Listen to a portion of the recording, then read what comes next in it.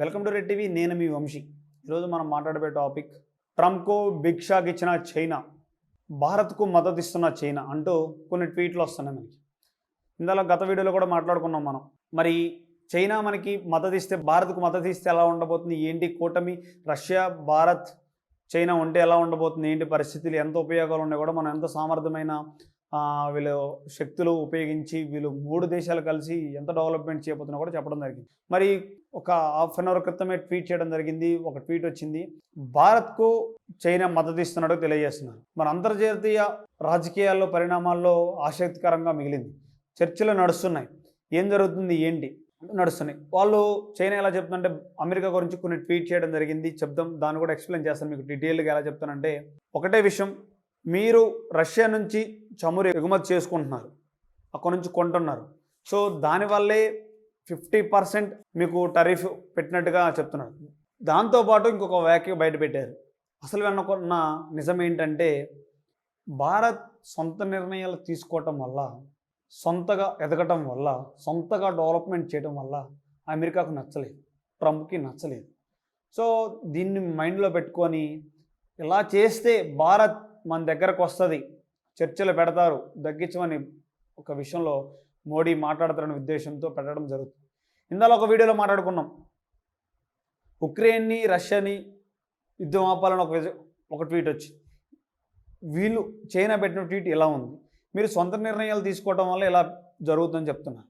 ఇంకొకటి, మరొక వైపు జపాన్, ఆస్ట్రేలియా, అమెరికాతో పాటు ఆ క్వాడ్లో ఉన్నట్టు ఒక పత్రిక ద్వారా గుర్తించారు, తెలియజేశారు. ఇప్పుడు కేవలం మనం సొంత నిర్ణయాలు తీసుకోవటం వల్లనే ట్రంప్ ఇలా చేస్తున్నాడు అని, మీరు ఇలా చేస్తున్నాడు, వాళ్ళకు ఒకటే చెప్తున్నాడు ఆయన. అమెరికా గురించి ఒకటే వ్యాఖ్య చేశాడు, అమెరికా చెప్పినట్టు చేస్తే మిత్ర దేశంలాగా భావిస్తారు. అమెరికాకి వ్యతిరేకంగా అంటే సొంత నిర్ణయాలు, ఇప్పుడు భారత్ సొంత నిర్ణయాలు తీసుకొని సొంతగా డెవలప్ చేసుకుంటే శత్రు దేశంలాగా భావిస్తారు. మరి గతంలో ఇంకొక వీడియో చేసాం, బంగ్లాదేశ్కి 20% మాత్రమే టరీఫ్ ఇచ్చిన అమెరికా భారతదేశానికి ఎందుకు 50% టరీఫ్ ఉపయోగించాలా, ఎందుకు అంత పెంచాలా, మరి ఏ ఉద్దేశపూర్వకంగా చాలా విమర్శలు వస్తున్నాయి భారత్కి.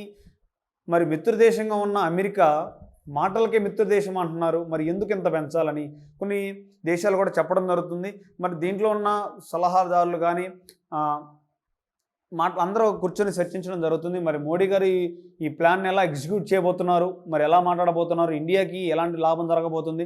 ఇంకో విషయం ఏంటంటే, కొన్ని విశ్లేషకులు ఎలా చెప్తున్నారంటే ఈ టరీఫ్ వల్ల మనకు ఎలాంటి నష్టం లేదు అని చెప్పడం జరుగుతుంది. మరి కొన్ని మంది ఉంది అని చెప్తున్నారు, దీనివల్ల అమెరికాకి ఎక్కువ నష్టం ఉందని చెప్తున్నారు. మరి చూడాలి, భారతదేశానికి ఉంది నష్టం, బట్ కానీ అమెరికాకి ఎక్కువ నష్టం ఉందన్నగా ఎక్స్ప్లెయిన్ చేయడం జరుగుతుంది. మరి ఎవరికి నష్టం ఉందంటే తెలుసుకునే ప్రయత్నిద్దాం ఒకసారి. ఇంకొక విధంగా చూద్దాం, వీడియో ఫాలో అవుతూ ఉంటే మీకు వన్ బై వన్ క్లారిటీ వస్తూ ఉంటుంది. ఒకటే వీడియో చూస్తే క్లారిటీ రాదు. ఇంకొకటి విషయం వచ్చిన తర్వాత ఎక్స్ప్లెయిన్ చేయడం జరుగుతుంది అనమాట. ఇప్పుడు చైనా ఏం చెప్తుంటే భారత్కి మద్దతు ఇస్తామని చెప్తున్నారు. ఆ మద్దతు ఇస్తూనే కొన్ని వ్యాఖ్యలు చెప్పడం జరుగుతుంది. మిత్ర దేశాలంటే కేవలం అమెరికాకి ఎలా ఉంటాయంటే, వాళ్ళు చెప్పినట్టు బానిసగా ఉంటేనే మిత్ర దేశాలుగా భావిస్తారు, లేకపోతే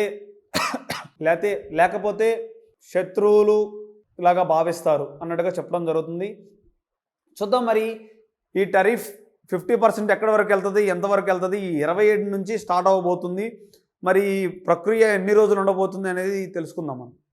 థ్యాంక్ యూ.